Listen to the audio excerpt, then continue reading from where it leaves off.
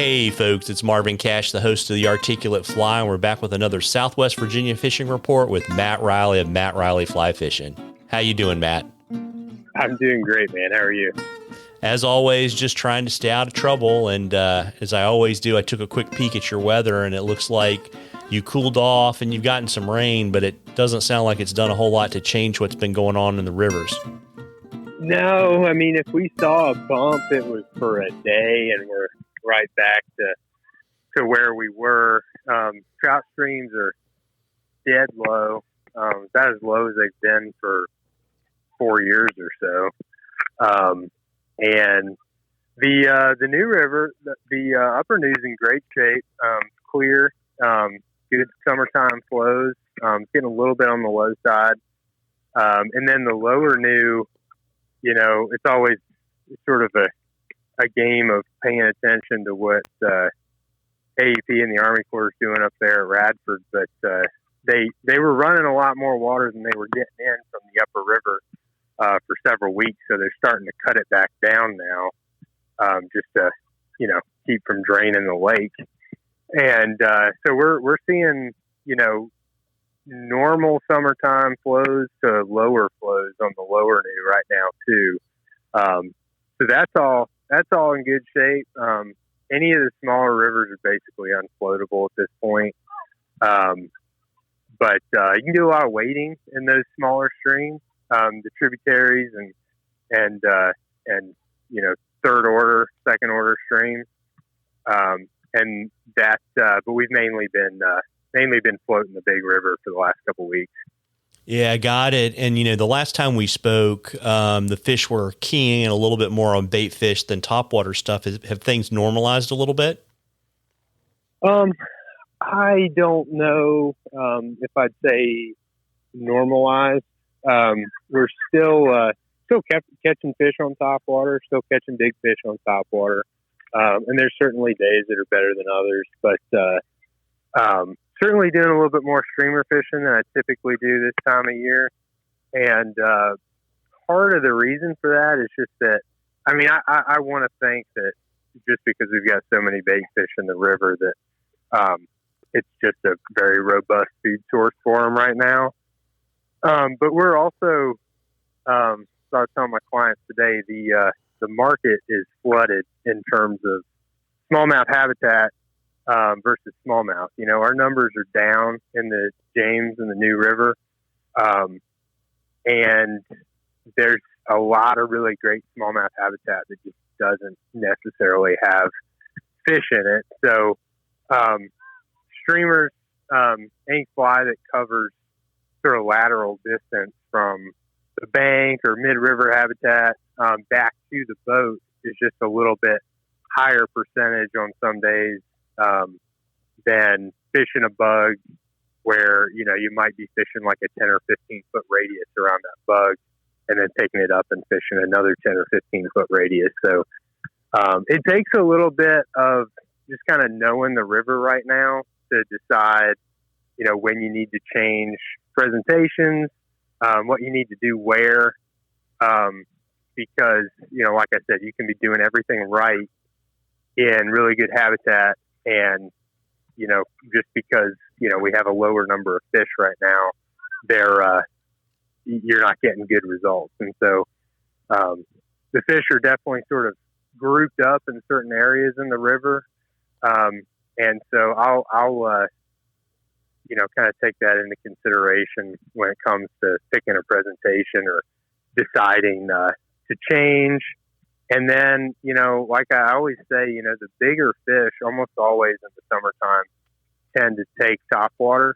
So I will still, you know, like if we're fishing streamers 95% of the day, I will still tie on a bug in an area that I know to hold a really big fish or two. And that's paid off on more than a couple occasions where, you know, we've had some interaction from a big fish that we may not have had otherwise. So that's kind of the lowdown on that. But, you know, like I said, it's different every day, and you kind of just have to stay on your toes and, you know, not get too in a corner about what you're doing, just experiment and kind of think outside the box a little bit. Yeah, and you were saying too that, when you find the fish, they're kind of bunched up. So is it a question of you spend your day, searching, and then when you find them, you work something a little bit more than you normally would? Or is it more of a situation where you're like, wow, it's really sunny, they're going to be unstructured on the shade lines, so let's go do that? How are you kind of, obviously, not the, fishing your entire life on a piece of water knowledge, but, just kind of, is there a good rule of thumb for people to use to kind of figure out where to look? Well, I mean, that's a good point. I always say, clear water, low water, sunny skies, that's my ideal summertime conditions, especially for fly fishing. And if you have those conditions on I would, and it's kind of between fishing a piece of water that really, really well or fishing something else. I would certainly, they're a little bit more predictable in that sense because you know where they're going to be. They're generally in the shade and tight cover. And yeah, you just want to make sure that you're milking, every square foot of that. Cloudier days, the fish are a little bit more spread out. That's when I would really focus on a piece of water that really well, and where the high fish densities are, and yeah, I mean, like you said, I mean, it really does kind of come down to just knowing, well, I've done this float 25, 30 times this year, so I know which pieces of river, which stretches within a float have more fish on them than others. And, if nothing's going on in the water where it's been less productive, then you just get down to those areas and you really break them down pretty well. So, if that answers the question, that's about what I got on that. No, I think it does. I mean, at the end of the day, there's no substitute for spending time on the water, right? And that, yeah, and like I said, unfortunately, I really think probably what's happened in the last few years, it used to be that, spring fishing, smallmouth fishing is great, but you're usually catching fewer fish with bigger size, and summertime has historically been kind of that. The fish are everywhere. You're floating down the river, casting to the bank, catching fish. They're spread out. You're not necessarily not catching big fish, but it's really kind of the time for numbers. But with lower numbers in our populations at this point, it's kind of been turned on its head a little bit where, springtime fishing is a little more predictable because the fish are, in general, a little more tied to the bank. They're in spawning cover or habitat, which is a lot more limited within the river than summertime habitat is. So, the last couple of years we've had bigger number days in the spring a lot of the time. And then the summer, fish spread way out. Like I said, the market for smallmouth habitat is flooded at this point. So the fish population is just a lot sparser, and so it takes a little bit more searching. So, again, it really does pay right now to know where the big fish spots are, and where the spots are that always have lots of fish, because that's where, most of the success is coming from at this point. Got it. And, folks, we love questions at the Articulate Fly. You can email them to us or send them to us on our Facebook or Instagram page. And if we use your question, I'll send you some Articulate Fly swag, and we will enter you in a drawing for something cool from Matt at the end of the season. And, as we always do, we want to check on your writing mojo and see if you've got some articles coming out for the Rural Virginian, Matt. Yeah, I got a column coming out this week. I always do one in the summertime just about a smallmouth food source. And this last week should come out this week.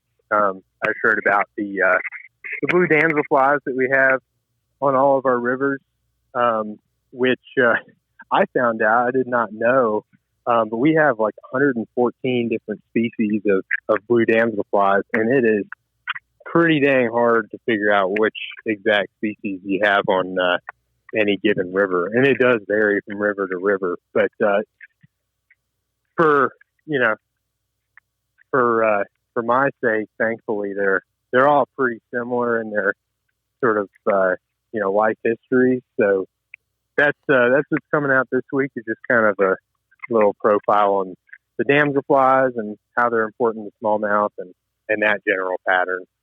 Yeah, well, there you go. And, I know you really don't have a lot of days left in your guide calendar. You want to let folks kind of know what you generally have available and how to reach out to you and book you?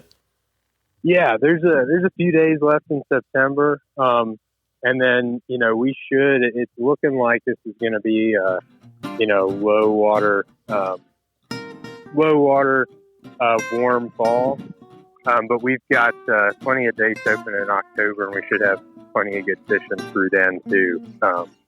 And my website is MattReillyFlyFishing.com, and you can reach out to me through there and be happy to talk to you. Folks, you owe it to yourself to get out there and chase a few smallies.